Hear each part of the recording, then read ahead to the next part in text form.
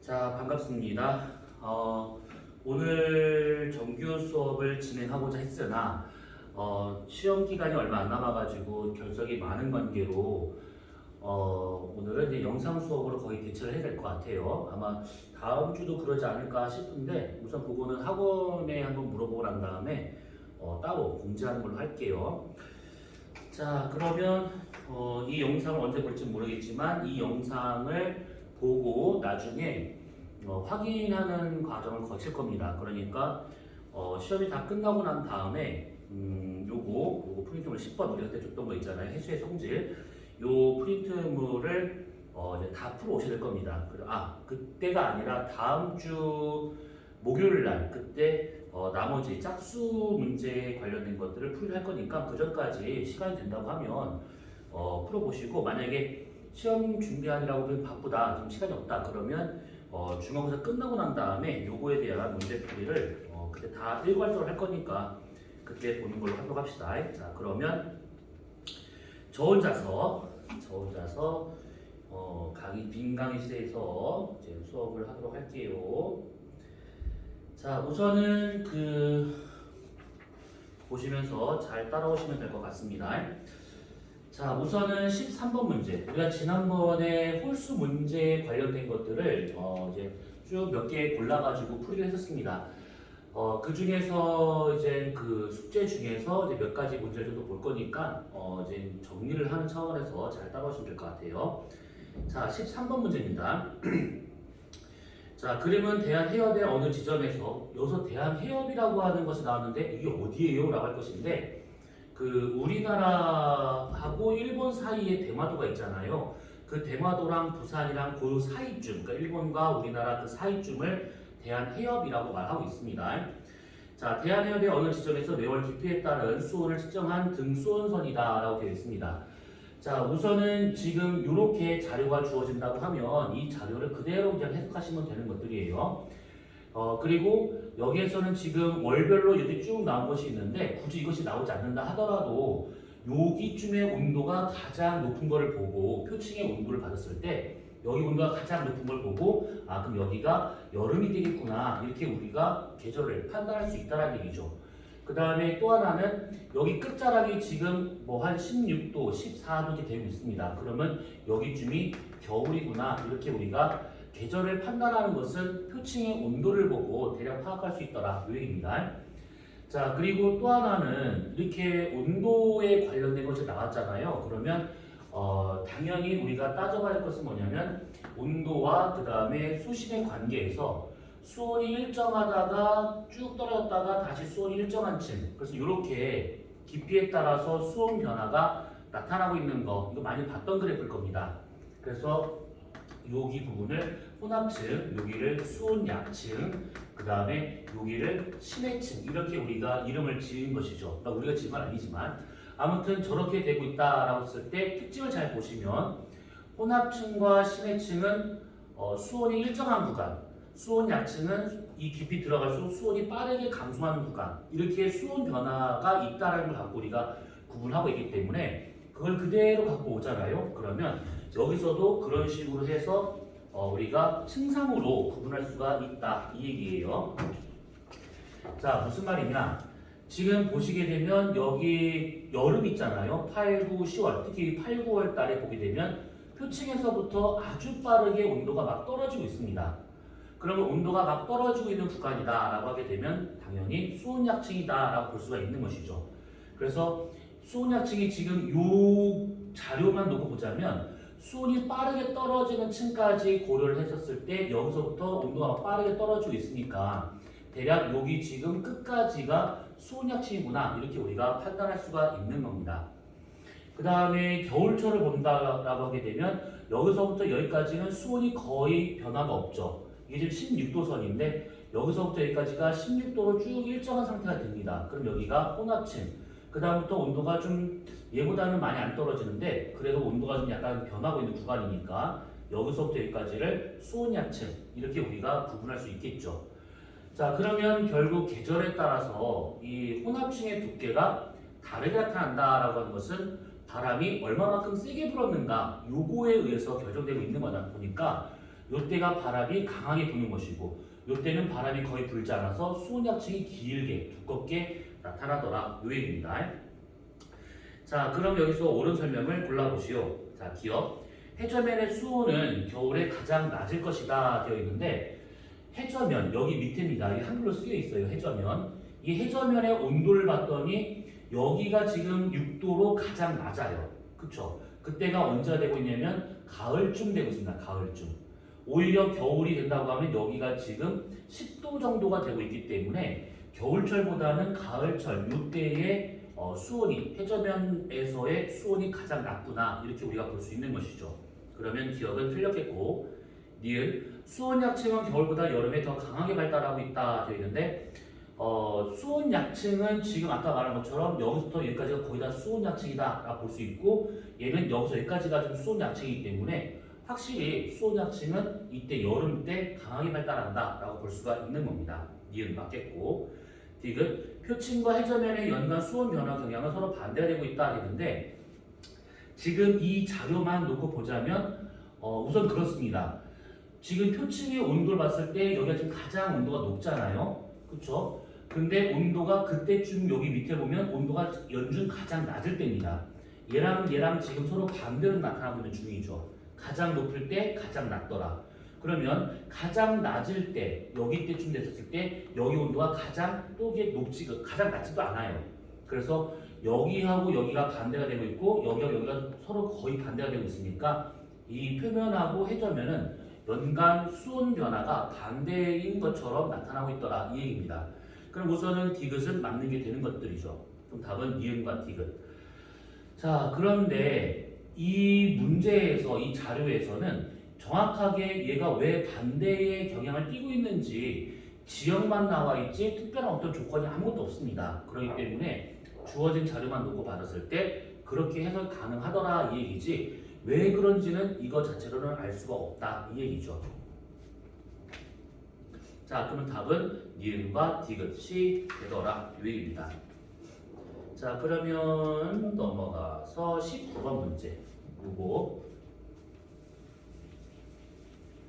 자, 19번 문제도 마찬가지입니다. 우리가 방금 봤었던 그거랑 지금 비슷한 얘기인데 보시게 되면 여기가 좀 월별로 쭉 나오고 있는데 7, 8, 9 여기가 지금 여름이 좀 되고 있는 중이고 여기 양쪽이 지금 겨울이 되고 있는 중이죠. 특히 여기가 좀 뚜렷하게 나타나고 있는 것인데 딱 보니까 여름일 때 지금 이 표층에서부터 쭉 들어갔더니 여기서부터 여기까지는 수온이 13도로 거의 일정합니다. 그러면 여기서 여기까지가 혼합층.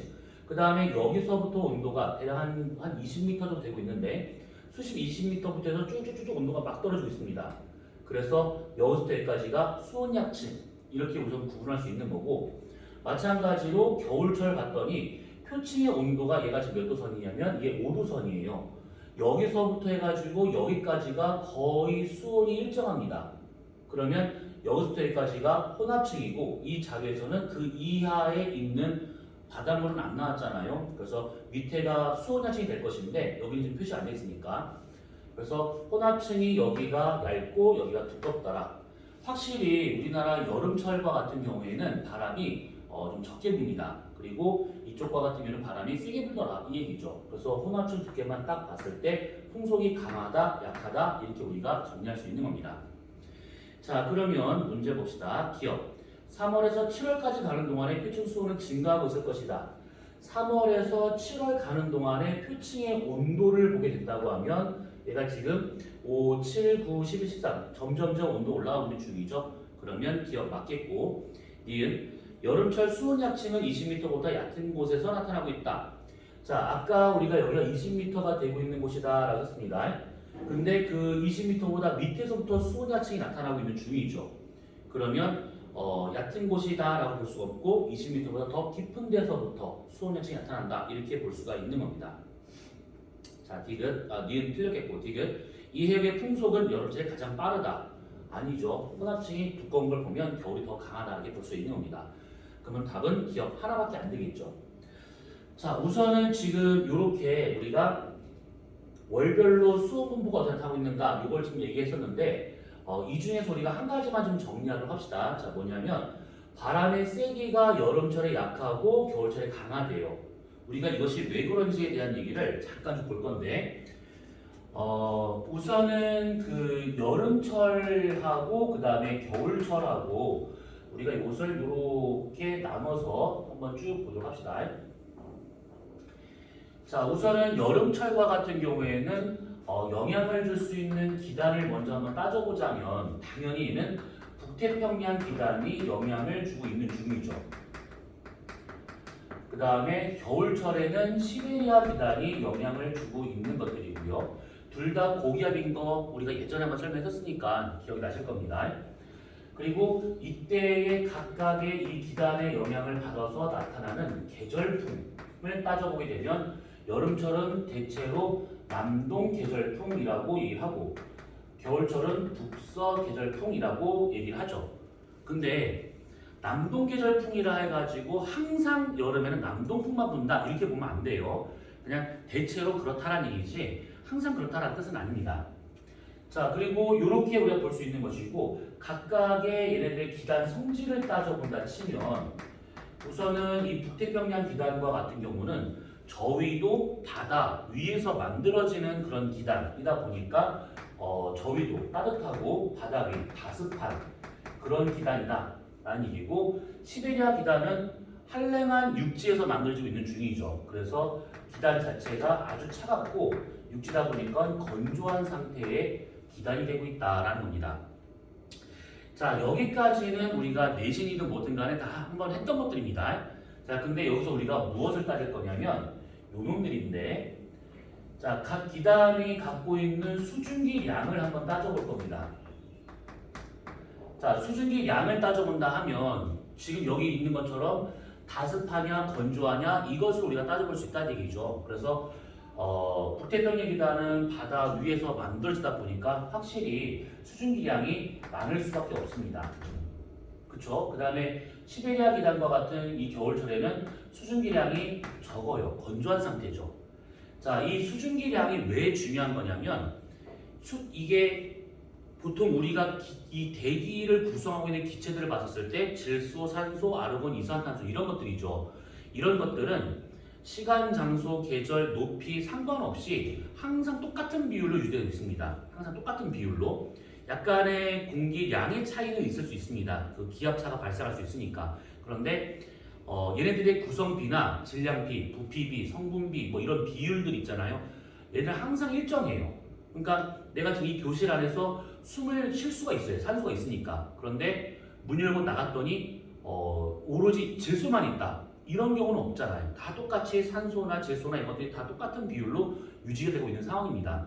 그렇기 때문에 그것을 제외하고 수증기량이 많냐 적냐 요거의 관점으로만 보잖아요. 그러면 수증기량이 많다라고 하는 것은 그만큼 열 용량 면에서 봤었을 때 질소, 산소와 같은 일반적인 기체 다 제외하고 다 똑같은 거니까 비율이 그걸 다 제외하고 딱 수증기량만 놓고 봤었을 때 열 용량과 같은 경우에는 확실히 수증기가 많은 북태평양 기단과 같은 경우에 열 용량이 더 큽니다. 확실히. 그러면 얘 같은 경우에는 건조한 상태니까 열 용량이 작을 수밖에 없다라고 봐야겠죠. 자, 열 용량이 크다 작다라고 하는 것은 이거 물리나 화학에서 다 들어봤을 겁니다.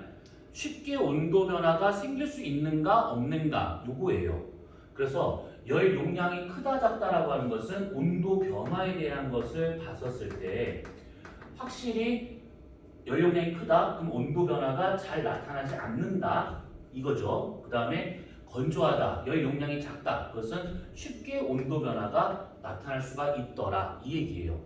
자, 그러면 이 얘기는 뭐냐? 다른 말로 하루 동안의 최고 최저 온도차, 일교차라고 그러죠. 그 다음에 1년 동안의 온도차, 연교차라고 합니다. 일교차나 연교차와 같은 이런 최고, 최저 온도차를 비교해 보잖아요. 그러면 확실히 열 용량이 큰 북태평양 기단과 같은 경우는 이 1교차, 2교차가 작지만 얘는 1교차, 2교차가 큽니다. 이것이. 자, 우선은 이 온도 변화가 크다, 작다라고 하는 것 자체가 공기 밀도 변화에 영향을 줄 수 있는 것이죠. 그쵸? 공기량은 다 똑같은 상태인데 수증기량이 많냐 적냐, 열 용량이 크냐 작냐 이거에 따라 가지고 공기의 밀도 변화가 좀 다릅니다. 그래서 확실히 밀도 변화 면에서 본다고 치면 온도 변화가 작은 이 공기와 같은 경우가 밀도 변화도 작아요. 얘가들은 밀도 변화가 크게 나타납니다. 온도에 따라서 공기 밀도가 달라지는 거니까. 그러면 밀도 변화라고 하는 것은 결국 누르는 힘, 기압에 영향을 줄 수 있다는 얘기죠. 우리가 압력이라고 하는 것은 저번에 한번 정리를 한 적 있었었는데 이 누르는 압력이라고 하는 것은 면적에 가하는 힘으로 구할 수 있는 거잖아요. 그래서 압력 P는 면적분의 힘이다 이렇게 구하는 것도 있고, 또 하나는 압력 P는 rho g 델타 H다 라고 해서 구하는 것도 있었었죠. 그 중에서 rho가 밀도를 말하고 있기 때문에 밀도가 크면 클수록 또는 밀도 변화가 크면 클수록 기압 변화도 크더라 이렇게 우리가 볼 수 있는 겁니다. 그래서 밀도 변화가 작게 나타나고 있다, 크게 나타나고 있다라고 하는 것은 공기가 누르는 힘, 기압 변화 면에서 봤었을 때도 얘는 그 변화가 잘 나타나지 않지만 얘는 기압 변화가 아주 크게 잘 나타나더라 이 얘기죠. 지금 잘 따라오고 있는 중이죠. 순서대로 쭉쭉쭉 잘 내려가시면 되는 겁니다.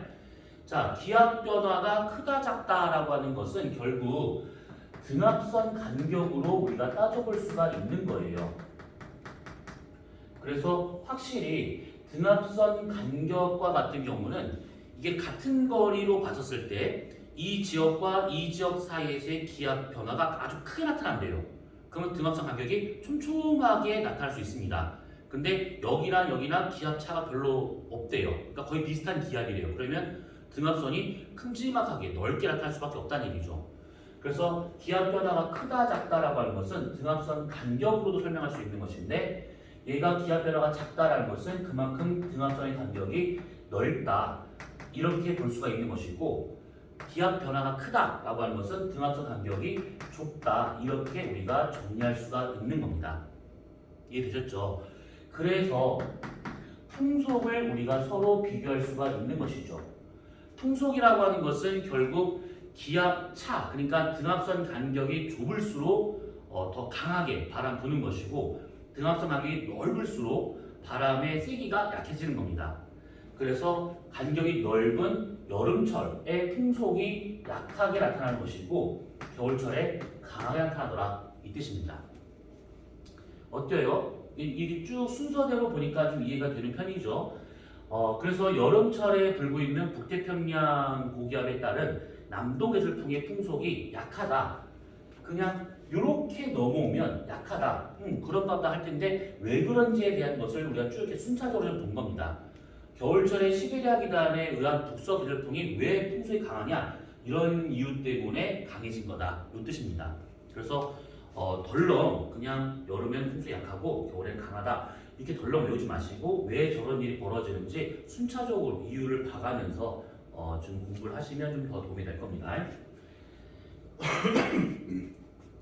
자, 그래서 19번과 같은 경우 여름철에 풍속이 약하고 겨울철에 풍속이 강한 이유는 저것 때문에 그런 것이고, 그래서 혼합층이 얘는 얇고 얘는 두껍게, 수온합층은 얘가 두껍게 얘가 얇게 이렇게 나타나더라 이 얘기입니다.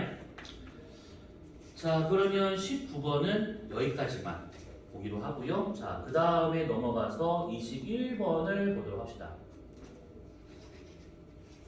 자, 21번과 같은 경우는 지금 우리가 몇 가지 패턴으로 지금 그 수온에 관련된 문제를 좀 보고 있어요. 얘도 지금 비슷한 그 얘기인데 다른 패턴의 좀 자료가 되고 있는 중이죠. 자, 우선 얘도 어떻게 볼 수 있는 거냐면, 자, 이쪽이 수온이에요. 수온, 그 다음 여기가 월별, 계절이 되고 있다는 얘기죠.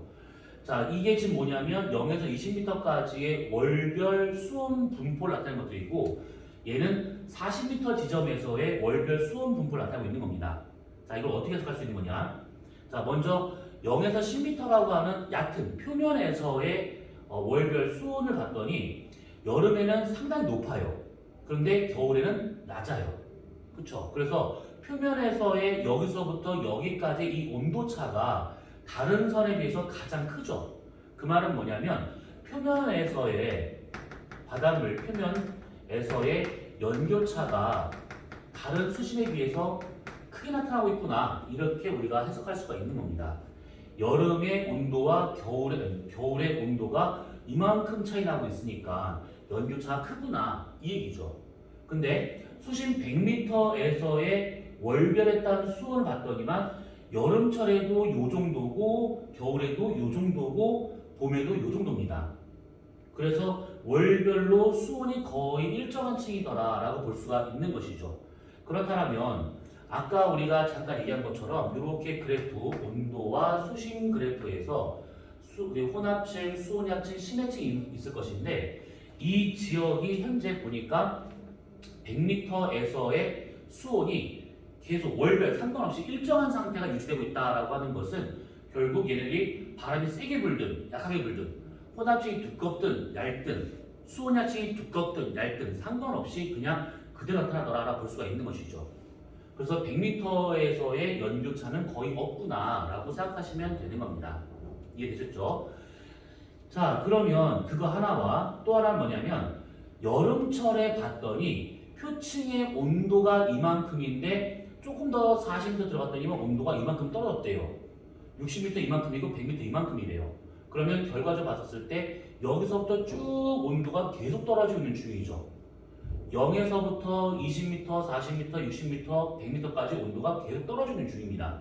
그렇다면 온도가 빨리 떨어지고 있으니까 여기가 지금 수온 약층이 되겠구나 이렇게 우리가 알 수 있는 겁니다. 그런데 겨울철을 보니까 0m의 온도나 100m의 온도나 똑같아요. 거의 상관이 없습니다. 그럼 이 얘기는 뭐냐면 이때는 표층이나 100m나 온도가 일정하게 나오고 있다는 얘기니까 요만큼이 결국 혼합층이 되고 있구나 라고 볼 수가 있는 겁니다. 자, 얘하고 잘 구분하셔야 됩니다. 얘 같은 경우에는 표층에서부터 여기까지 수온이 빠르게 떨어지니까 혼합층 없이 수온야층만 잔뜩 나오고 있는 중이고 여기는 0m나 100m나 온도가 일정하잖아요. 그러면 수온약층 없이 이 자료상으로는 혼합층만 0에서 100m까지 나타나고 있구나 이렇게 볼 수가 있는 겁니다. 그래서 이때가 수온약층이 강하고 이때가 혼합층이 강하구나 두껍구나 이렇게 판단할 수가 있는 겁니다. 자, 기억. 이 해역은 북반구에 위치하고 있을 것이다. 너무 생뚱맞죠? 근데 잘 생각해 보시면 우리가 보통 7월, 8월, 9월 이때쯤을 여름이라 보잖아요. 그때 온도가 가장 높아야 돼요. 그 다음에 1월, 2월 이때가 겨울이잖아요. 온도가 가장 낮아야 돼요. 그래서 이때가 온도가 가장 높으니까 이때가 지금 여름이 되고 있고 이때가 지금 겨울이 되고 있구나. 그러면 7, 8월에 여름이니까 이때가 북반구구나. 그렇죠? 1, 2월 달이 겨울이니까 북반구구나. 이렇게 알 수 있다는 뜻입니다. 남반구와 같은 경우에는 7, 8월에 겨울이 되고 1, 2월에 여름이 됩니다. 그래서 이게 반대로 나타나지 않고 우리가 알고 있는 그게 나타나고 있으니까 북반구 자리